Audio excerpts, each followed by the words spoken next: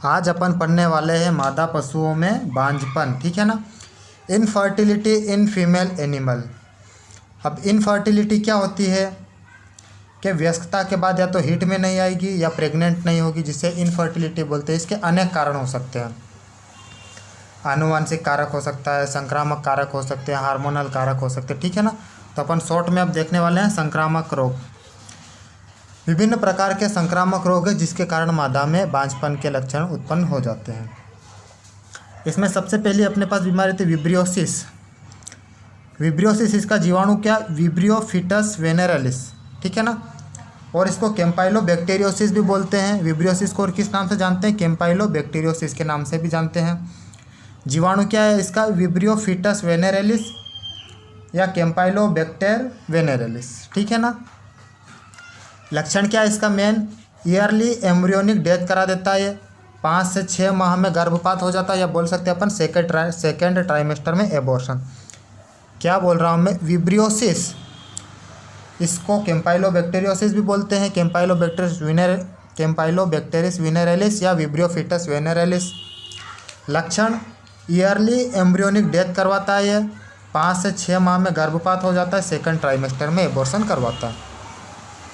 इसके बाद आता है ब्रुसेलोसिस। अगली कौन सी आती है, ब्रुसेलोसिस। ब्रुसेला एबॉर्टस के कारण होती है ये, और विभिन्न प्रकार के जानवरों में अलग अलग, लेकिन अभी डिटेल नहीं देखना अपन को, शॉर्टकट। ब्रुसेला एबॉर्टस ये क्या करवाता है, लास्ट ट्राइमेस्टर में एबॉर्शन करवाता है, और लेदरी प्लेसेंटा देखने को मिलता है इसको, ठीक है ना।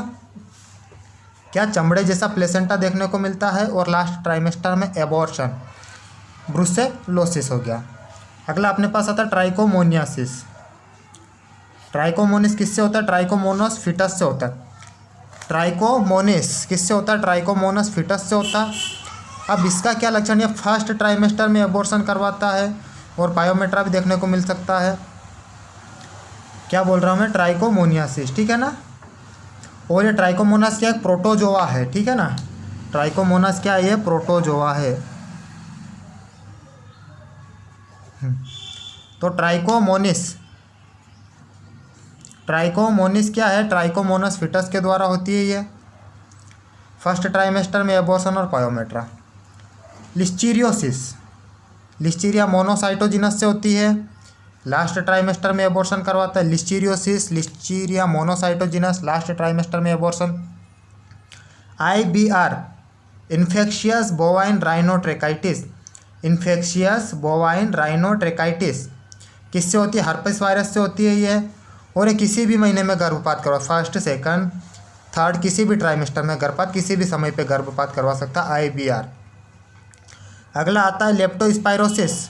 लेप्टोस्पाइरा पोमाना से होती है ये, लास्ट ट्राइमेस्टर में गर्भपात करवाता है, और स्टिल बर्थ देखने को मिलता है मेनली सुअर में, ठीक है ना।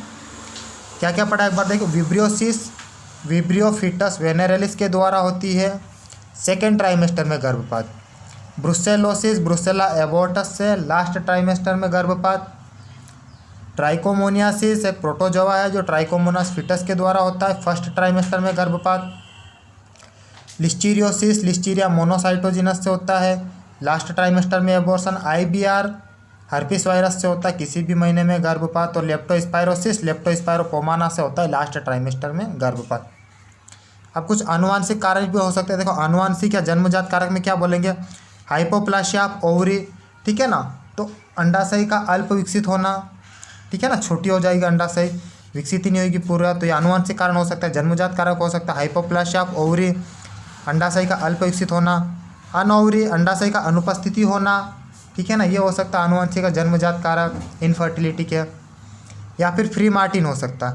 अब फ्री मार्टिन क्या होता है, मादा पशुओं में जुड़वा, जब जुड़वा बच्चे होते हैं तो एक नर और मादा, ठीक है। क्या बोल रहा, मादा पशुओं में जुड़वा गर्भ के दौरान जिसमें से एक नर और दूसरी मादा फिटस हो, इस स्थिति में नर फिटस सामान्य लेकिन मादा फिटस बांझ होता है तथा वह फिटस फ्री मार्टिन कहलाता है। क्या है फ्री मार्टिन, जब एक नर और एक मादा होते हैं ना, तो नर तो सामान्य पैदा होता है लेकिन मादा कैसी पैदा होती है, बांझ। इस स्थिति को क्या बोलेंगे, फ्री मार्टिन।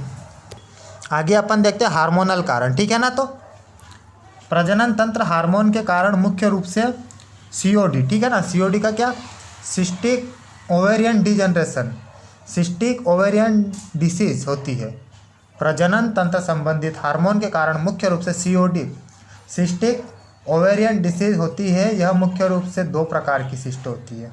क्या बोल रहा? प्रजनन तंत्र हार्मोन के कारण मुख्य रूप से सीओडी होती है।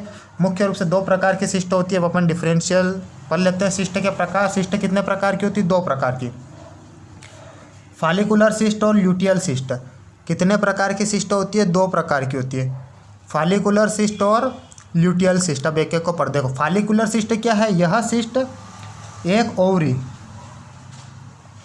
या तो एक ओवरी पर भी हो सकती है या दोनों ओवरी पर भी हो सकती है। फॉलिकुलर सिस्ट क्या है? या तो एक ओवरी पर भी हो सकती है या दोनों पर भी हो सकती है, जबकि ल्यूटियल सिस्ट केवल एक ही ओवरी पर होती है। फॉलिकुलर सिस्ट दोनों ओवरी पर हो सकती है और ल्यूटियल सिस्ट केवल एक ओवरी पर होती है। अगला आता है, इसमें द्रव अस्थिर रहता है।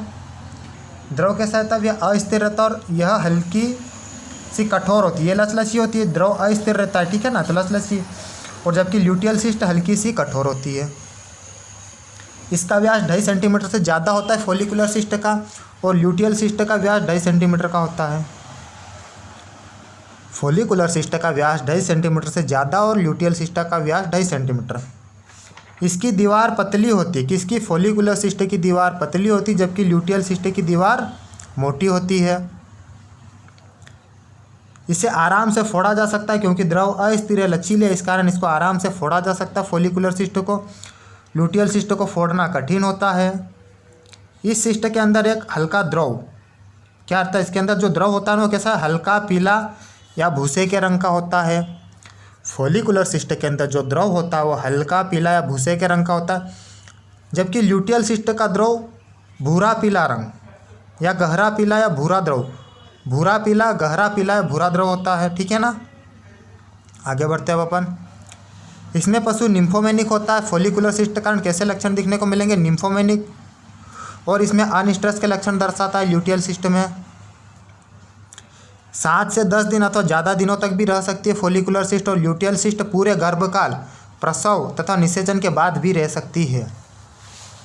क्या क्या बोला मैं फॉलिकुलर सिस्ट और ल्यूटियल सिस्ट के बारे में? देखो, यह सिस्ट एक ओवरी पर भी हो सकती है फॉलिकुलर सिस्ट, और दोनों ओवरी पर भी हो सकती है, जबकि ल्यूटियल सिस्ट केवल एक ओवरी पर होती है।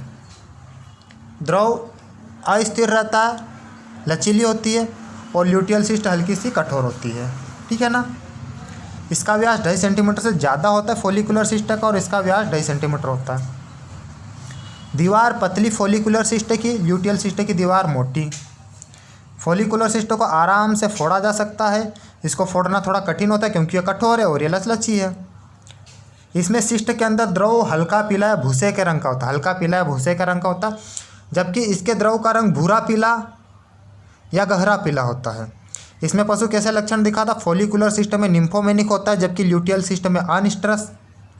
ये 7 से 10 दिन या थोड़े समय तक और रह सकती है, लेकिन जो ल्यूटियल सिस्ट होती है ना, पूरे गर्भकाल अथवा प्रसव तथा निषेचन के बाद भी रहती है। समझ में आया? आगे अपन देख लेते हैं फीटल ममीफिकेशन और फीटल मैच्योरेशन में क्या अंतर है। फीटल ममीफिकेशन और फीटल मैच्योरेशन में क्या अंतर है वो देखेंगे अब अपन, ठीक है ना। फीटल ममीफिकेशन और fetal maturation. Fetal mummification, fetal maturation. देखो, गर्भकाल के अंतिम महीनों में फीटस की मृत्यु हो जाती है तथा फीटस सूख जाता है। फीटल ममीफिकेशन में क्या होगा? लास्ट ट्राइमेस्टर में फीटस की मृत्यु हो जाती है और फीटस सूख जाता है। जबकि फीटल मैच्योरेशन में क्या होता है? इसमें गर्भकाल में मरे हुए फीटस का या तो एबॉर्शन हो जाएगा, ठीक है ना। यदि एबॉर्शन नहीं हुआ है तो गर्भाशय के सारे ऊतक सड़ना शुरू हो जाएंगे। देखो, फीटल ममीफिकेशन में क्या होगा कि फीटस गर्भाशय में सूख जाता है। फीटल ममीफिकेशन में फीटस गर्भाशय में सूख जाता है, लेकिन इसमें या तो एबॉर्शन हो जाता है, अगर एबॉर्शन नहीं हुआ है तो वो सड़ जाता है, सड़ना शुरू हो जाता है। कार्पस ल्यूटियम प्रेजेंट रहती है फीटल ममीफिकेशन में, जबकि फीटल मैच्योरेशन में कार्पस ल्यूटियम जनरली एब्सेंट होती है। इसमें प्रेजेंट, लेकिन इसमें जनरली एब्सेंट। इसमें कैल्सिफाइड टिश्यू के अलावा बाकी फीटस का भाग अवशोषित या सूख जाता है, सिर्फ हड्डियाँ बचती, बाकी सब एब्जॉर्ब हो जाता है। जबकि इसमें वेजाइना से फीटस बोन के साथ पस का बाहर आना शुरू हो जाता है, क्योंकि बच्चा सड़ जाता है तो वेजाइना में अपन को फीटस की हड्डी दिखेगी, उससे पस निकलेगा, ठीक है ना। इसमें सर्विक्स बंद रहती है। फीटल महत्वपूर्ण बात है कि फीटल ममीफिकेशन में सर्विक्स बंद रहती है, जबकि फीटल मैच्योरेशन में सर्विक्स खुली रहती है। एक बार और समझिए fetal mummification, fetal maturation. Fetal mummification क्या है? गर्भाशय के अंतिम महीनों में फीटस की मृत्यु हो जाने पर फीटस सूख जाता है ममीफिकेशन में और सड़ जाता है मैच्योरेशन में। Corpus luteum present, corpus luteum absent, ठीक है ना। फीटस के कैल्सीफाइड ऊतक के अलावा सारे भाग उसके अब्जॉर्ब हो जाते हैं या सूख जाता बोल सकते हैं। इसमें वेजाइना से फीटस बोन का बाहर आना, यानी कि वेजाइना में अपन को फीटस बोन के साथ दिखेगा, उससे पस निकलेगा। सर्विक्स बंद रहता है ममीफिकेशन और मैच्योरेशन में सर्विक्स खुली रहती है। आगे एक अंतर और आता है अपना छोटा सा, ठीक है ना, इसको भी अपन देख ही लेते हैं। हाइड्रो एमनियोटिक और हाइड्रो अलेंटोइक। अब सुनिए हाइड्रो एमनियोटिक क्या होता है। तो हाइड्रो एमनियोटिक क्या है? इस अवस्था में एमनियोटिक गुहा में अधिक मात्रा में द्रव भर जाता है।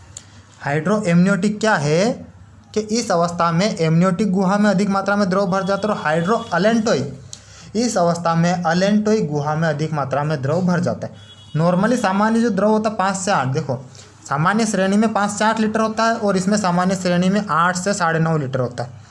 लेकिन ये असामान्य में कितना हो जाएगा? 80 से 100 लीटर हो जाएगा और ये असामान्य में 120 से 150 लीटर हो जाएगा। ठीक है, एक बार और सुनिए हाइड्रो एमनियोटिक में क्या होता है? एमनियोटिक गुहा में अधिक मात्रा में द्रव भरेगा, अलेंटोइक में अलेंटोइक गुहा में अधिक मात्रा में द्रव भरेगा। सामान्यतः 5 से 8 लीटर और इसमें सामान्यतः 8 से 9.5 लीटर। ये क्या है? फीटस की विकृति, हाइड्रो एमनियोटिक फीटस की विकृति, जबकि हाइड्रो अलेंटोइक प्लेसेंटा की विकृति है। इसमें द्रव अधिक मात्रा में धीरे धीरे एकत्रित होता है। हाइड्रो एमनियोटिक में क्या होता है? हाइड्रो एमनियोटिक में कि द्रव की मात्रा धीरे धीरे एकत्रित होती है, जबकि अलेंटोइक में द्रव एकदम तेज़ी से एकत्रित हो जाता है। ठीक है ना। असामान्य अवस्था में 80 से 100 लीटर तक और इसमें असामान्य अवस्था में 120 से 150 लीटर तक। एब्डोमिनल का आकार कैसा हो जाता है? पियर शेप, ठीक है, बोले तो नाशपाती के आकार का हो जाता है इसमें एब्डोमिनल, और इसमें एप्पल शेप हो जाता है, ठीक है ना, सेब के आकार का। इसमें नाशपाती के आकार का, इसमें सेब के आकार का। इसमें पैदा हुआ बच्चा सामान्य होता है, इसमें इसमें जो पैदा हुआ बच्चा असामान्य होता है, ठीक है ना, क्योंकि ये भ्रूण की विकृति है। जबकि हाइड्रो अलेंटोइक में बच्चा सामान्य होता है क्योंकि ये प्लेसेंटा की विकृति। देखो इसमें बच्चा असामान्य क्यों हो रहा था? क्योंकि फीटस की विकृति है। और इसमें बच्चा सामान्य क्यों हो रहा है? क्योंकि प्लेसेंटा की विकृति है, ठीक है ना, प्लेसेंटा। एक बार और समझिए hydro amniotic, hydro allantoic. Hydro amniotic में नॉर्मली द्रव की मात्रा 5 से 8 लीटर और हाइड्रो अलेंटोइक में 8 से 9.5 लीटर। जब यही मात्रा 80 से 100 लीटर हो जाती है असामान्य रूप में, और वहीं हाइड्रो अलेंटोइक में असामान्य रूप से 120 से 150 लीटर। हाइड्रो एमनियोटिक फीटस की विकृति है, जबकि हाइड्रो अलेंटोइक प्लेसेंटा की विकृति है। इसमें द्रव धीरे धीरे एकत्रित होता है, हाइड्रो एमनियोटिक में द्रव धीरे धीरे एकत्रित होता है, जबकि हाइड्रो अलेंटोइक में द्रव एकदम तेज़ी से एकत्रित होता है। इसमें कैसा दिखता है? अपन नाशपाती के आकार का दिखता है, ठीक है ना। एब्डोमिनल कैसा दिखता है इसमें अपन को?